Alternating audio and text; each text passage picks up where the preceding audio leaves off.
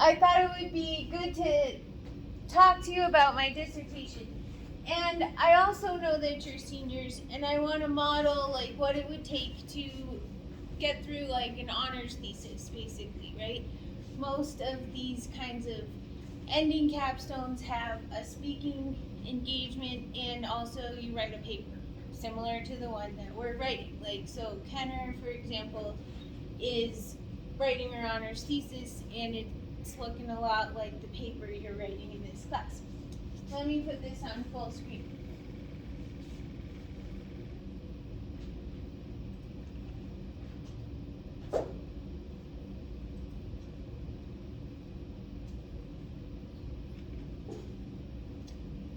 Okay, so I wrote my dissertation about training citizen scientists to collect reliable data because I used to work for the Forest Service, and increasingly volunteers participate in the work of land managers, right? We just don't have enough people for the landscape scale rehabilitation that is necessary with so much recreation. Here in Colorado, recreation is a serious impact to the landscape, just like surface mining. It's a different kind of impact, right? When we get to the Garden of the Gods, for example, we'll see that by building trails to keep people out of the wilderness, like, we're inviting weeds. So we're creating new problems when we're trying to solve old problems. And so citizen scientists are people who participate in scientific activities under the guidance of professional scientists and organizations. So every forest, for example, every Bureau of Land Management office has scientists, right? They're fisheries biologists, they're botanists, they're GIS specialists, they could be water engineers, hydrologists, right? So land management is deeply connected with science, and by measuring the landscape, we're able to make sound management decisions, or at least experiment based on sound hypotheses. And so this inquiry investigated citizen science training and its perceived effectiveness. And the reason why this was important to me was there's a lot of literature that suggests that people can't help, right? Like, if a land manager is faced with the need to get the work done themselves or train volunteers to do it, there's so much conversation in the literature about how the cost-benefit analysis of including people doesn't work out for the land managers. But I had lived a life, I worked in Summit County and in Wyoming in the Bridger Teton Forest. In these forests, there's huge amounts of people interested in the recreational opportunity, also hunting and fishing and all of that. And we just don't have that many people, right? I worked the Grovant Wilderness in the Teton, looking at the Tetons in Wyoming, and we had 2 rangers for like hundreds of square miles of land. So 2 people going out and doing trail work while backpacking. They were the whole force to manage the lands. And that was me and one other person. And then sometimes for like 8 weeks, we'd have like seasonals from the Student Conservation Association, SCA, that sort of stuff. But generally, almost no paid people to do the work. That's kind of an analogy to what I started with regarding my compensation here. And so I wanted to kind of have a voice in the literature that countered that. Like, I had seen that when people participate, it has a positive impact, right? And this whole idea that people can't collect data, citizens can't collect data, I just wasn't buying it, right? And the general problem is that some scientists and land managers view the data collected by citizen scientists as unreliable, which results in lower confidence in the scientific information. And so this is another piece of this problem. Like, there's the cost-benefit analysis and then the quality of the science, right? But I'm an educator, and I really feel like, that's a question for the trainers, right? How come we are never asking questions about how we're teaching people to collect the data, right? It's all procedural knowledge. You don't need to have any special skills. You need to hone those procedural skills. And then the theoretical knowledge helps your mind understand why you're doing things and predict what you should do in the future. But at the level of citizen science participation, as we're discussing online, right, a lot of it is procedural. We go out and measure things. And so the specific problem is the absence of educational training, measurement, and citizen science program design and analysis with which to ascertain the learning gains, right? So in other words, how do we know when we train you that we've done a good job of doing that? And so I designed this study to look at basically citizen science programs all over the world to see what are they doing. Because part of this whole literature experience that we're having in this class is, you look in the literature, and that's like doing a literature review. That's the second chapter in any like large thesis or dissertation. And then from your learned perspective, deductive reasoning, you figure out what the gaps are. What are the gaps? What have people not studied, right? So when I came to the table, I found that no one had asked this question. So it's appropriate for me to like survey the field. Just keep surveying the field. And that's a great place for most graduate work, right? You're not gonna you're not gonna create novel theories necessarily unless you're in microbiology or cellular biology. You might happen upon looking at something in the microscope of great importance. But in our field of ecology and land management, right, experience matters. And so looking at the experience of all the people who are doing this work across the globe is a great place to start. So citizen scientists are increasingly important to all these things, and I already talked to you about it. And in the discussion, we are mentioning some of these authors because they're the seminal authors, the very first authors. And you'll notice that David Havlik's in there. I cited Havlik before I met him here and on the faculty. So he's an example of one of the important authors allied to my own research. And we don't study the same things. I think I cited this paper and it was about sense of place, just building up my introduction. And then there are myriad other scientific contexts. So as you explore the scistarter.org, right, you can see that if you can be a citizen scientist, they'll send you pictures taken by satellites, of the night stars. And ordinary people have found planets and quasars and all sorts of things in outer space. There's just not enough minutes in a scientist's day to actually look at all the data. Other examples, there are citizen science engagements where you are reviewing peer-reviewed literature to find reference to a single medication, right? So you're just basically opening the paper, control find, and looking for the name of a pharmaceutical.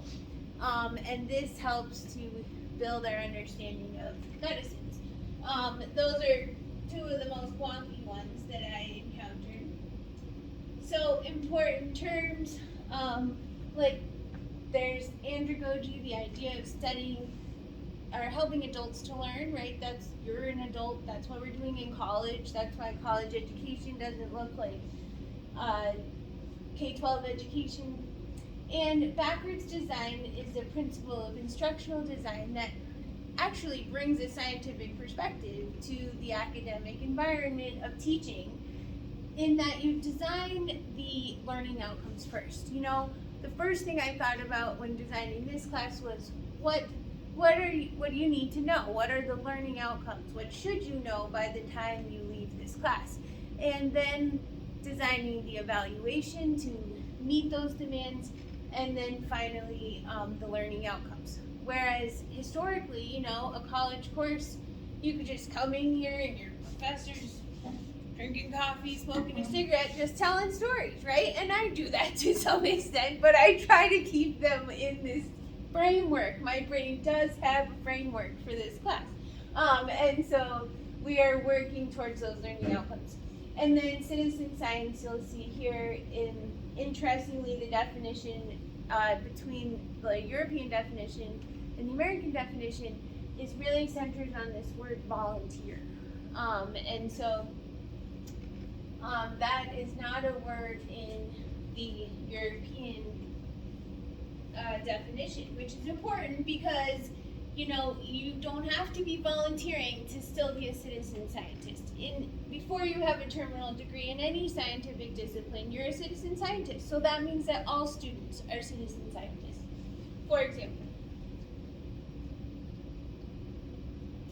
And then now I was doing this not that long ago, right? And I graduated in 2018.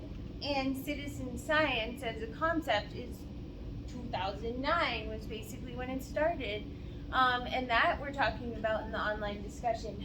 But essentially, in just these few years, this term is falling out of favor because of our administration and just the not super friendly conversations that are going on in our world about what does it mean to be a citizen and what does it mean to be a person here in America, right? Like, this is community scientists. You know, you don't have to be a citizen to do this. Just have to be in a place where you care about it and want to affect change. And then informal science education is a term to, like, just in the literature, you might encounter that. So you might see ISE and wonder what that is. And then here, scientific literacy, the knowledge and understanding of scientific concepts and processes required for personal decision making, participation in civic and cultural affairs, and economic productivity. It also includes specific types of abilities. So that's what literacy is. And I think the most important part here is that personal decision making, right? Everything you learn to hone your scientific mind improves your ability to make decisions as a person in your everyday life. When you have a sore throat, you know, or when you fall down, or I've got this dang splinter in my finger from a 100-year-old piece of wood, and I'm kind of wondering what organisms are going into my bloodstream right now. But you have to have some knowledge to even get there with thinking about solving your own problems. And so, as I mentioned, there are the credibility of data collected by citizen scientists is one of three streams in the literature about citizen science. The other is about the literacy gains, right? So if we're not doing it from an analytical cost-benefit perspective, are we doing it to educate the people? And so then if they participate, are they being educated? And then, of course, down here, we've got the cost-benefit analysis, data credibility, and can we educate people in the process?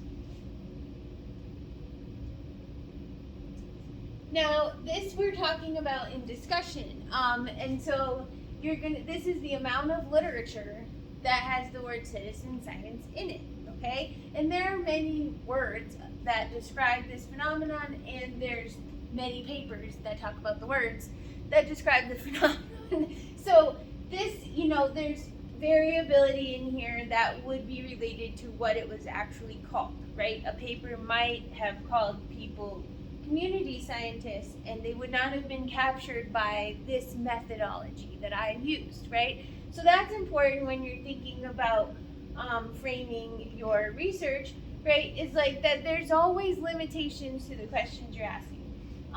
Now, this is the public participation in scientific research, 2009. So after the government laid down money through NSF and other channels for the study of citizen science to occur, it grew as an academic discipline, right? And we were talking, I think, in this class or another class, that like this is how disciplines grow, right? Money goes towards it, or industries develop in the private sector, and then there's a need for training, right? And so, like, oh yeah, it must have been my botany class. When my botany students introduced themselves this semester for the first time ever, there were several of them who were in a degree program called Cannabis Science. And I didn't even know that was a degree program. But it makes sense, right? We've got all these dispensaries and we want to like manage pollution and human health concerns and growth factors, all sorts of things. So that's a good example. Also, have you ever heard of life coaching? Okay, like there's an actual discipline behind that. And so most things, if you dig down deep, if it's a thing of economic prosperity in our community, eventually there's an academic program for that, right? And so we see money and then the advance of scientific efforts about scientific citizen science. So all kinds of people are engaged by citizen science, and it occurs in all ecosystems. So what I found, getting back to my problem statement, was that only 5% of the literature referenced training at all, right? So if we're concerned if the people we hire as land managers are doing a good enough job, only 5% of the time have we asked, have we trained them well? And then there were over 150 scholarly documents for this literature review, but in the grand scheme of things, that is not a lot. 150 articles in 10 years, 15 articles a year. You know, there are other disciplines where there are just an order of magnitude more papers about it. There is a journal. The first issue of Citizen Science was published in 2016, and this is a great cultural measure, as I was talking before. Like, the journal already exists, and the name is Citizen Science, Theory and Practice. Now it could take a decade to change the name of the journal, you know, to Community Science, Theory and Practice, which I think most people in this society, as I am a member, would like to see that kind of inclusion, right? This is a way that informal education can help educate people who are not having the opportunity of going to college, for example. And so here, this is also an example of how you create data, right? Anything you do, you're creating data. So you could just, for the fun of it, when you're looking up stuff for your own paper, right? If you ask the library about, like, you know, greenback cutthroat trout, how many articles come up? You know, you could just wonder, is it 1,000? Is it 5,000? Is it 50,000? That will give you a sense for like how big the field is. And so when we think about this, we're also talking about this in discussion right now, just that there's different levels of engagement, right? That minimal involvement might be like distributed computing, like I was saying, looking at the pictures to find the quasars or whatever. And then in the novice contributory level, you're collecting, right? You're being told exactly what to do. You're going out and sticking a thermometer in the water. You're writing down that temperature. And then when it gets up to collaborative, then we have people working in all levels of the science process. So like potentially analyzing data, helping to design the research questions, publishing, all sorts of stuff. And then up at the top of the pyramid here, there are great examples of when citizens created the science. So like one case in my dissertation was like these old crusty guys, they like to do deep sea diving, and they like to take photographs of sharks while they were doing it. And they kept seeing this shark that they just didn't know what it was. And they basically discovered a species of shark that we didn't know existed, and it's called the Gill shark, and it has like freckles on its face, and they worked with, this developed over time. People took interest in their photographs in this species. They wanted to know where they were in the ocean, and they worked with like a computer programmer who was able to develop a software program where they could take a picture and they could tell like the algorithm of the freckles to the individual shark. And so no matter where in the world the shark picture was taken, they could see, oh, that's the same shark because that freckle pattern matches. So that would be an example of expert citizen science. And so this citizen science has the potential to scale the resource. So everything we've been talking about in this class, there's a lot of people, and there just continues to be more and more people. And so everything we're doing, we want to be able to increase the opportunity. The more landscapes we affect, which is basically 100% of them on the planet, the more people we need to monitor them and help develop sound land management decisions. And so discussions of data quality are most numerous in the literature. So with all of that, hopefully I've convinced my dissertation committee that training is needed, my study is valuable, right? And then, going deeper into that, thinking about how you're narrowing the upside down triangle as you're building your research statement and your ideas, you get deeper into it, right? So not only was it only 5% of the papers and it was 150 papers, right? It's just stated as a simple fact. Or training is the premise of the research. That only happened once, right? So these people are the seminal authors in citizen science training research. And Greg Newman works up at CSU, and he was on my committee. So in developing a graduate committee, you want to find that person who's near the top, right? And ask them to become your mentor. So I literally approached Greg at a conference in St. Paul, Minnesota of the Citizen Science Association. And I said, I've read all your papers. Here's my research question. Will you be on my committee? I mean, it takes that level of aggressive self-promotion. And so this is more stuff about the training modes, but I'm going to breeze through this for your purposes here. So this is how I'm shaping the methods, right? So you want to identify patterns and themes in content, instructional design, theoretical alignment, and the efficacy of the training. But notice how I had to say perceived efficacy, because this is not like I ran a training and I did a pre-test and a post-test. I just asked people, did they think that their training was working? And that is why it had to be a qualitative study, right? It is numbers based, but I'm quantizing words. I'm asking people questions. I'm not actually measuring whether the training was effective. But now I do that. But at this stage, I didn't have that capacity. And so then when we think about what is a theoretical framework, that's what you're doing in this class, right? This is how you build up the argument. I'm going to use these lines of reasoning to make my argument. And so one of the assumptions of my research is that when you educate people, they learn stuff, right? That's pretty basic, but that's an important place to start. Why do it? Oh, well, we think it works. And then this is a big one, that the acquisition of procedural knowledge can be acquired outside of this ivory tower, right? You don't have to have a PhD in ecology to stick a thermometer in a river.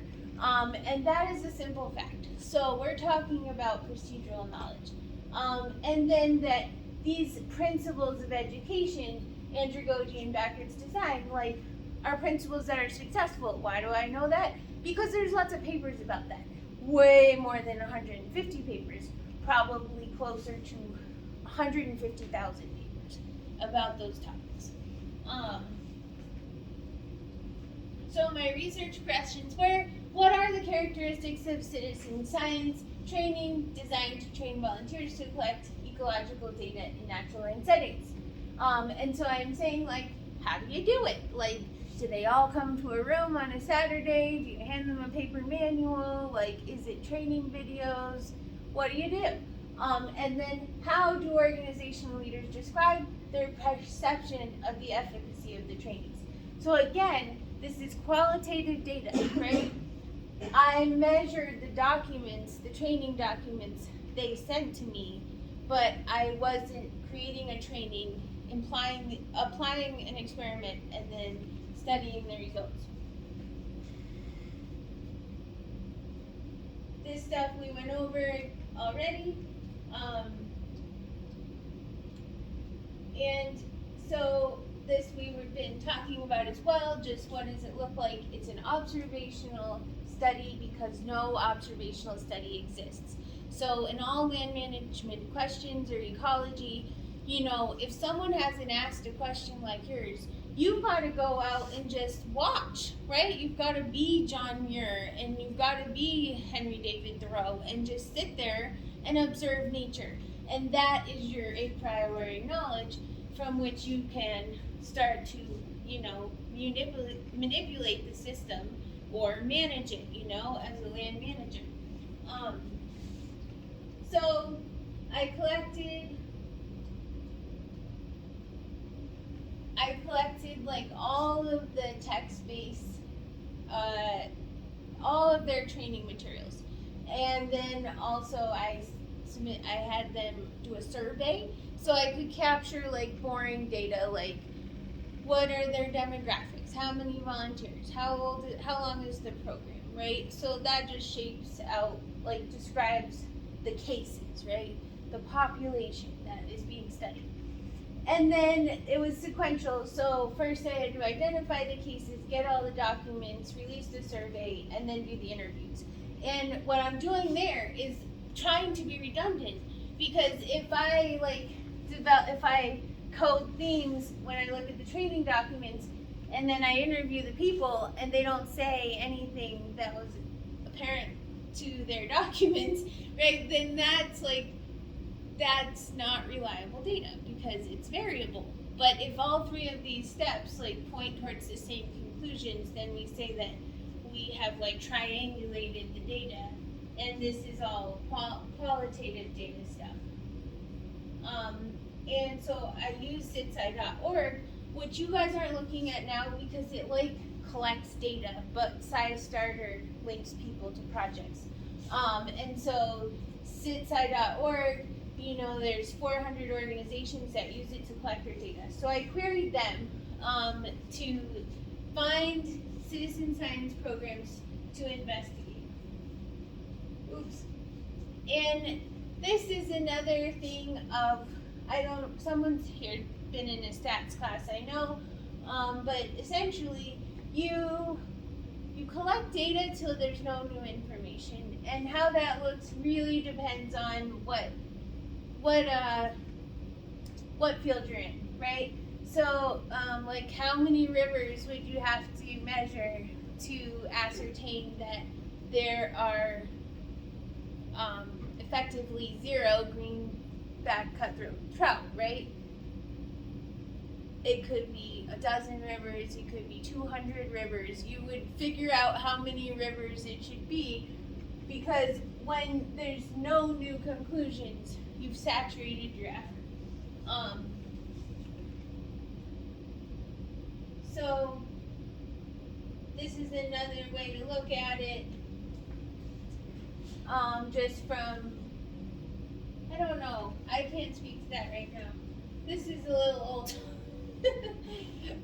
When you make your honors thesis or whatever it might be that you're writing, like it's always helpful to put all of that into some sort of image, right?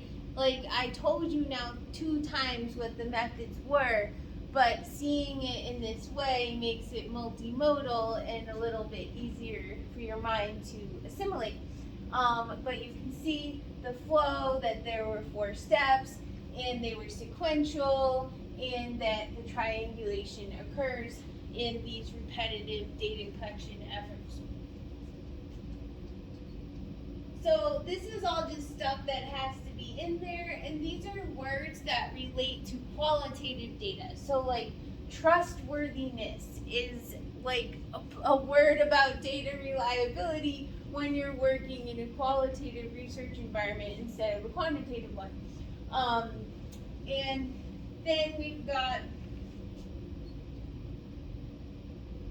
there's some other ones, but we'll cover those some other time. So here we're on to results, right? So this is what the results look like. Most citizen science programs are run by nonprofits, right? And when I looked at the document analysis, I started to develop these things called codes. And these codes are like basically categories. And so once you develop the categories and you add more data, like things fall into different categories, and in the end you are quantizing words, like you're literally querying your data for certain terms, and that is a measure of how like frequent they were used, how frequent the phenomenon occurs.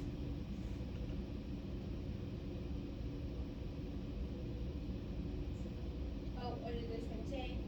Okay, so like this was really interesting that like 31% used a static image, 30% used multimedia presentation, so like that would be just a PowerPoint, and then 17% used a website or something, and 25% used like videos.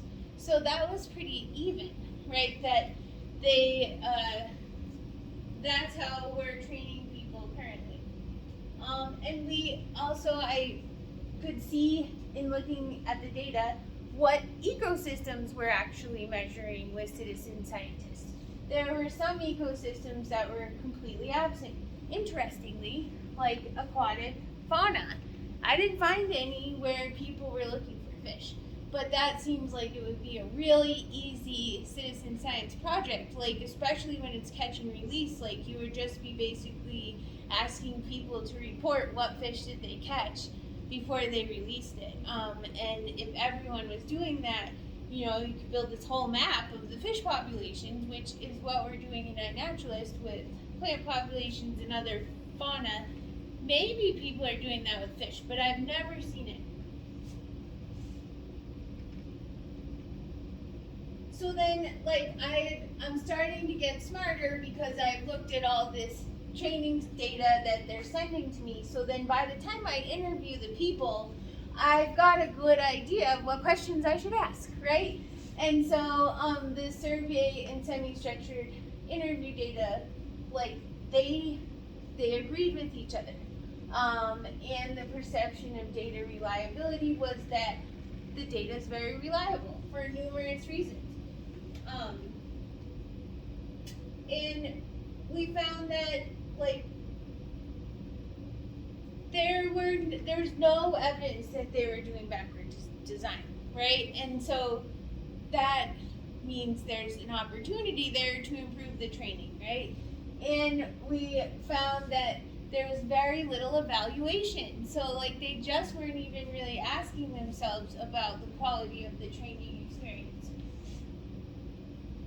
And then some of the most interesting things that this really changed my life as an ecologist, because what we found was that when there's like live trainings, there's complex data sheets, like refresher trainings are required, and there can be opportunity for QA/QC, like quality control, and that's most often in like water quality data. So imagine the citizen scientist sticks the thermometer, well, temperature doesn't work. Let's say the citizen scientist puts the analytical probe into the creek, and it tells you like the dissolved oxygen and the total dissolved solids and the salinity and all of this. But then randomly citizen scientists are asked to collect the water, and it gets sent and analyzed in a lab. And so it was fascinating that these cases were saying that they had over 85% reliability. One said near 100%, that only one time had the data submitted by the citizen scientists not match what the lab analyzed, but they figured out that their probe was broken, their equipment was broken. So there's some kinds of data that are really appropriate for citizen scientists, and water quality seems to be one of them. But the other one is taking photos, right? When you collect photos, like, there's no training burden, and the photos geolocate immediately, so people don't really need to use GPS units. And then also, any people can verify what was seen in the future. So when we're looking at species, right, like, sometimes the photos aren't of high enough quality, and there's all sorts of kinds of data that might come in at a low quality and then thrown out. But then when you look at the crowdsourced data and how much it is, millions of photographs, right? The noise of this variability doesn't have that great of an impact.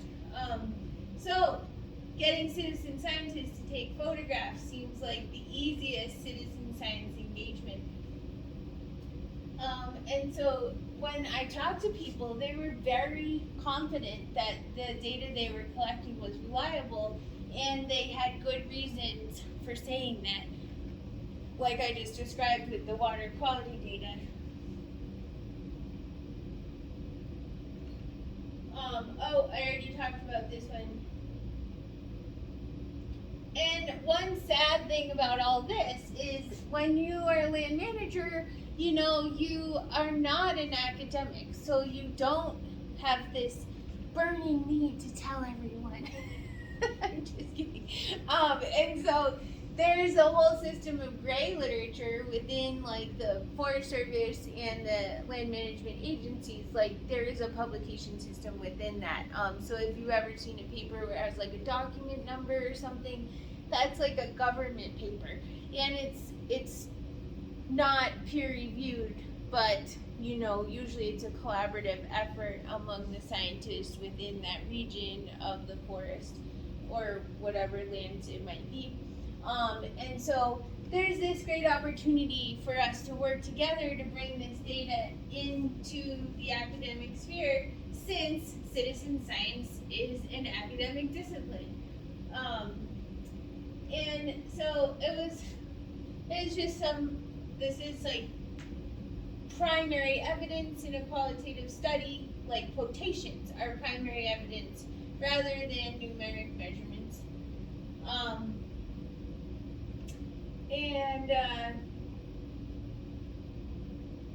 One thing that is important is that, when I was looking at that literature, not only like were the training methods not really addressed, it's important to note that, like, not all citizen science is created equally, right? You can't just blanket say, like, citizen scientists are effective or not effective, because it really depends on what you're asking them to do.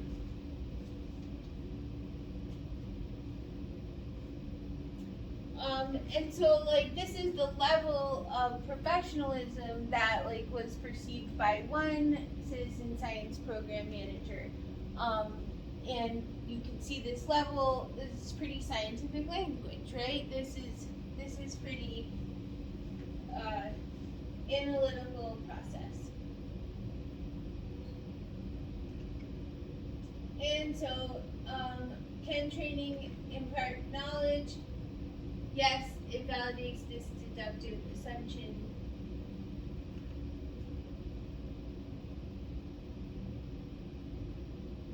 And so, as I was interviewing these folks, like, I was looking at these codes, like language that has to do with andragogy and backwards design, and I was finding it in the case of andragogy, but not so much in the case of backwards design.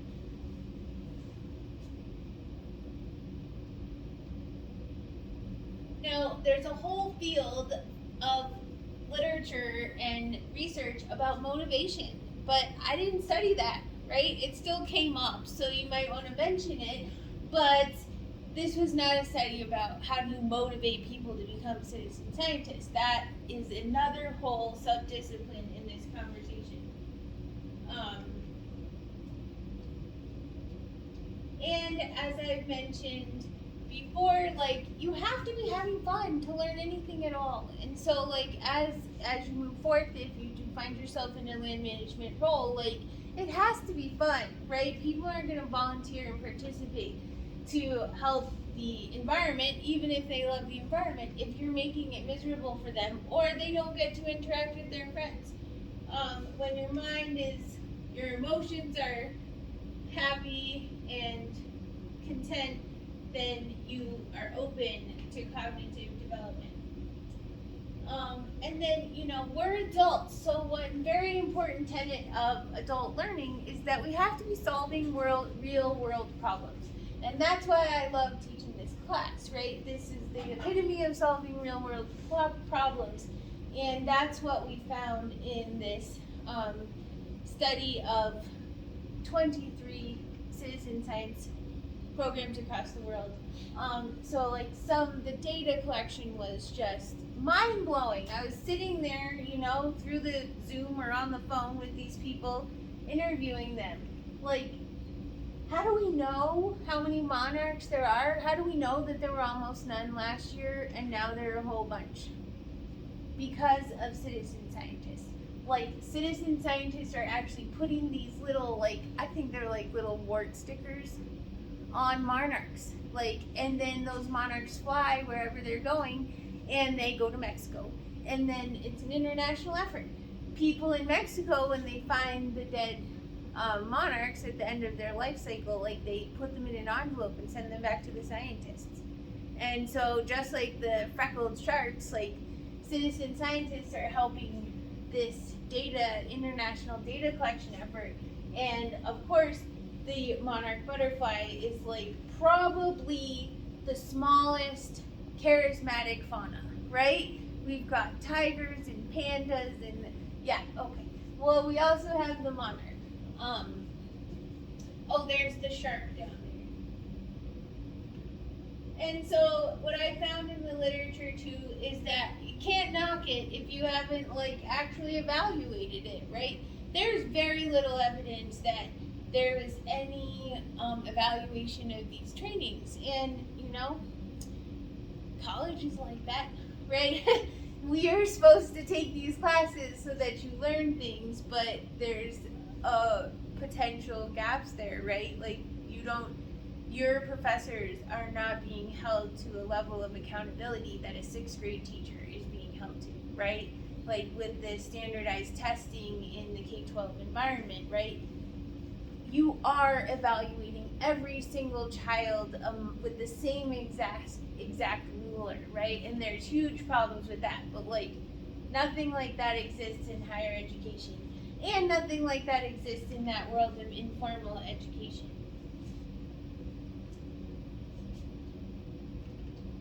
So we're coming to the end here.